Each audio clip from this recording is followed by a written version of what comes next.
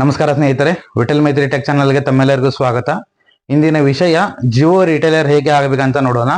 Jio retailer ಆಗಲು ತಮಗೆ ಬೇಕಾಗಿರುವಂಥ ಡಾಕ್ಯುಮೆಂಟ್ಸ್ ಏನು, ಮತ್ತೆ ಜಿಯೋ ಸಿಮ್ ಕಾರ್ಡನ್ನು ಎಲ್ಲಿಂದ ಪಡೆದುಕೊಳ್ಳಬೇಕು, ಮತ್ತೆ ಜಿಯೋ ಡಿಸ್ಟ್ರಿಬ್ಯೂಟರ್ನ ಹೇಗೆ ಕಾಂಟ್ಯಾಕ್ಟ್ ಮಾಡಬೇಕು, ಮತ್ತೆ ಜಿಯೋ ಆಫೀಸ್ನವರನ್ನ ಹೇಗೆ ಕಾಂಟ್ಯಾಕ್ಟ್ ಮಾಡಬೇಕು, ಮತ್ತೆ ಒಂದು ಹೊಸ ಸಿಮ್ ಕಾರ್ಡನ್ನು ಮಾರಿದ ತಕ್ಷಣ ನಿಮಗೆ ಸಿಗುವಂಥ ಮಾರ್ಜಿನ್ ಎಷ್ಟು, ಮತ್ತೆ ಸಿಮ್ ಪೋರ್ಟ್ ಮಾಡಿದ ತಕ್ಷಣ ನಿಮಗೆ ಸಿಗುವಂಥ ಕಮಿಷನ್ ಎಷ್ಟು, ಮತ್ತೆ ಜಿಯೋ ರೀಚಾರ್ಜ್ ಮಾಡಿದ ತಕ್ಷಣ ನಿಮಗೆ ಸಿಗುವಂತ ಮಾರ್ಜಿನ್ ಎಷ್ಟು, ಇದರ ಬಗ್ಗೆ ಸಂಪೂರ್ಣವಾಗಿ ವಿಡಿಯೋದಲ್ಲಿ ತಿಳಿದುಕೊಳ್ಳೋಣ. ಮೊದಲನೇದಾಗಿ ನೀವು ಜಿಯೋ ರಿಟೇಲರ್ ಆಗಬೇಕಂದರೆ ನಿಮ್ಮ ಹತ್ತಿರ ಒಂದು ಚಾಲ್ತಿಯಲ್ಲಿರುವಂತ ಒಂದು ಜಿಯೋ ಸಿಮ್ ಕಾರ್ಡ್ ಇರಬೇಕಾಗುತ್ತದೆ.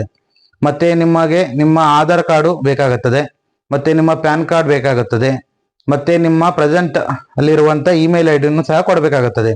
ಹಾಗೆಯೇ ಒಂದು ಅಫಿಡವಿಟ್ ಅನ್ನು ಕೊಡಬೇಕಾಗತ್ತೆ, ಅಥವಾ ಬಾಂಡ್ ಅಂತ ಹೇಳ್ತಾರೆ, 100 ರೂಪಾಯಿ ಬಾಂಡ್ ಅಂತ ಹೇಳ್ತಾರೆ. ಇದನ್ನು ನೀವು ಡಿಸ್ಟ್ರಿಬ್ಯೂಟರ್ಗೆ ಕೊಡಬೇಕಾಗತ್ತೆ. ಒಂದು ವೇಳೆ ನಿಮಗೆ ಇದರ ಫಾರ್ಮ್ಯಾಟ್ ಗೊತ್ತಿಲ್ಲದಿದ್ದರೆ ನೀವು ಡಿಸ್ಟ್ರಿಬ್ಯೂಟರ್ ಅಥವಾ ಜಿಯೋ ಆಫೀಸ್ ಅವರ ಹತ್ರ ಕೇಳಿ ನೀವು ಈ ಫಾರ್ಮ್ಯಾಟ್ ಅನ್ನ ಟೈಪ್ ಮಾಡಿ ನೀವು ಬಾಂಡ್ ಅನ್ನ ಡಿಸ್ಟ್ರಿಬ್ಯೂಟರ್ಗೆ ಕೊಡಬಹುದು. ಹಾಗೆಯೇ ಒಂದು ಜಿಯೋ ಸಿಮ್ ಕಾರ್ಡ್ ಅನ್ನ ಮಾರಿದರೆ ನಿಮಗೆ ಎಷ್ಟು ಕಮಿಷನ್ ಸಿಗುತ್ತದೆ ಅಂತ ಕೇಳಿದ್ವಿ. ಇದರ ಬಗ್ಗೆನೂ ಹೇಳೋಣ. ಒಂದು ಜಿಯೋ ಸಿಮ್ ಕಾರ್ಡ್ ಮಾರಿದರೆ ನಿಮಗೆ 349 ರೂಪಾಯಿಯ ರೀಚಾರ್ಜ್ ಅನ್ನು ಮಾಡಿದರೆ ನಿಮಗೆ 181 ರೂಪಾಯಿ ನಿಮಗೆ ರಿಟರ್ನ್ ಬರುತ್ತದೆ. ಮತ್ತೆ ನಿಮಗೆ ಒಂದು 10 ರೂಪಾಯಿ ಸಿಮ್ ಕಾರ್ಡ್ ಅಂತ ಹಿಡೀರಿ. ಹಾಗೆ ನಿಮಗೆ ಇಲ್ಲಾಂದ್ರೆ ಒಂದು ಸಿಮ್ ಕಾರ್ಡ್ ದಿಂದ ಒಂದು 120 ರೂಪಾಯಿ ನಿಮಗೆ ಉಳಿಯುತ್ತದೆ. ಮತ್ತೆ ಒಂದು ಸಿಮ್ ಕಾರ್ಡ್ ಅನ್ನ ಪೋರ್ಟ್ ಮಾಡಿದ ತಕ್ಷಣ ನಿಮಗೆ 234 ರುಪೀಸ್ ನಿಮಗೆ ರಿಟರ್ನ್ ಆಗುತ್ತೆ. 234 ರುಪೀಸ್ ರಿಟರ್ನ್ ಆದರೆ ನಿಮಗೆ ಇದರಲ್ಲಿ ನಿಮಗೆ ಒಂದು 10 ರೂಪೀಸ್ ಸಿಮ್ ಕಾರ್ಡ್ ಅನ್ನ ಆಡ್ ಮಾಡಿದರೆ 244 ರುಪೀಸ್ ಆಗುತ್ತೆ.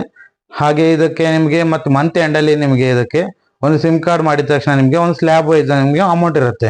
ಆ ಸ್ಲ್ಯಾಬ್ ವೈಸ್ ನಿಮಗೆ ಅಮೌಂಟ್ ಅನ್ನು ನಿಮಗೆ ಮಂತ್ ಎಂಡ್ ಅಲ್ಲಿ ನಿಮಗೆ ಕ್ರೆಡಿಟ್ ಆಗುತ್ತೆ. ಟೋಟಲ್ ಆಗಿ ನೀವು ಒಂದು ಸಿಮ್ ಅನ್ನ ಪೋರ್ಟ್ ಮಾಡಿದ ತಕ್ಷಣ ನಿಮಗೆ ಇಲ್ಲಾಂದ್ರೆ ನಿಮಗೆ ಒಂದು 25 ರುಪೀಸ್ ನಿಮಗೆ ಲ್ಯಾಂಡಿಂಗ್ ಅಮೌಂಟ್ ಆಗುತ್ತದೆ. ಮತ್ತು ಇವಾಗ ರೀಚಾರ್ಜ್ ಮಾಡ್ಬೇಕಂತಂದ್ರೆ ನಿಮಗೆ ಆಟೋ ರಿಫಿಲ್ ಅಂತ ನಿಮಗೆ ಡಿಸ್ಟ್ರಿಬ್ಯೂಟರ್ ಹಾಕಿ ಕೊಡ್ತಾರೆ. ಆಟೋ ರಿಫಿಲ್ ಅಲ್ಲಿ ನೀವು ಡಿಸ್ಟ್ರಿಬ್ಯೂಟರ್ ಅಂದ್ರೆ ಹೆಂಗಿರುತ್ತೆ ಅಂದ್ರೆ ಇವಾಗ ನಿಮ್ಗೆ 1,000 ರೂಪಾಯಿ ಆಡ್ ಆಗುತ್ತೆ.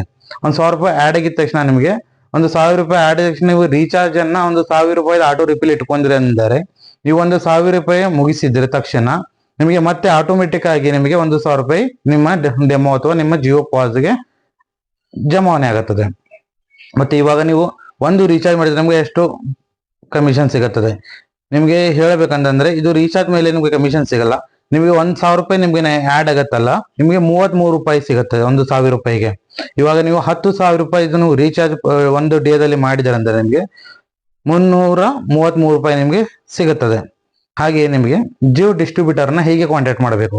ಜಿಯೋ ಡಿಸ್ಟ್ರಿಬ್ಯೂಟರ್ನ ಕಾಂಟ್ಯಾಕ್ಟ್ ಮಾಡ್ಬೇಕಂತಂದ್ರೆ ನಿಮ್ಮ ಅಕ್ಕಪಕ್ಕದಲ್ಲಿರುವಂತಹ ರಿಟೇಲರ್ಸ್ ಆಗಲಿ ಅಥವಾ ನಿಮ್ಮ ಅಕ್ಕಪಕ್ಕದಲ್ಲಿರುವಂತ ಯಾವುದಾದರೂ ಅಂಗಡಿಯವನು ಜಿಯೋ ಸಿಮ್ ಕಾರ್ಡ್ ಅನ್ನ ಮಾರುತ್ತಿದ್ದರೆ ಅವನ ಹತ್ತಿರ ಹೋಗಿ ನೀವು ಅಡ್ರೆಸ್ ಅನ್ನ ಕೇಳಿ ನೀವು ಪಡೆದುಕೊಳ್ಳಬಹುದು.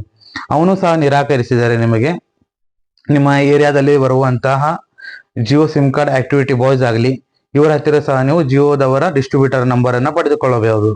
ಇವರಿಬ್ಬರು ಸಹ ನಿರಾಕರಿಸಿದರೆ ನೀವು ಜಿಯೋ ಸಿಮ್ ಕಾರ್ಡ್ ಮಾರುವ ಹತ್ರ ಹೋಗಿ ನಮ್ಮ ಸಿಮ್ ಕಳೆದು ಹೋಗಿದೆ, ನಮಗೆ ಅದೇ ನಂಬರಿನ ಸಿಮ್ ಕಾರ್ಡ್ ಬೇಕಂತ ನೀವು ಹೇಳಿದರೆ ನಿಮಗೆ ನೇರವಾಗಿ ಜಿಯೋ ಆಫೀಸಿನ ಅಡ್ರೆಸ್ ಅನ್ನ ಹೇಳ್ತಾರೆ. ಆವಾಗ ಹೋಗಿ ನೀವು ಜಿಯೋ ಆಫೀಸ್ ಅವರ ಹತ್ರ ಕಾಂಟ್ಯಾಕ್ಟ್ ಮಾಡಿಕೊಂಡು ನೀವು ಜಿಯೋ ಫಾಜಾ ಪ್ಲಸ್ ಅನ್ನ ನೀವು ಪಡೆದುಕೊಳ್ಳಬಹುದಾಗಿದೆ. ಮತ್ತೆ ನಿಮಗೆ ಜಿಯೋ ಸಿಮ್ ಕಾರ್ಡ್ ಅನ್ನ ಆಕ್ಟಿವೇಶನ್ ಮಾಡಲಿಕ್ಕೆ ಮೊದಲನೇದಾಗಿ ಬಯೋಮೆಟ್ರಿಕ್ ಬೇಕಾಗುತ್ತಿತ್ತು.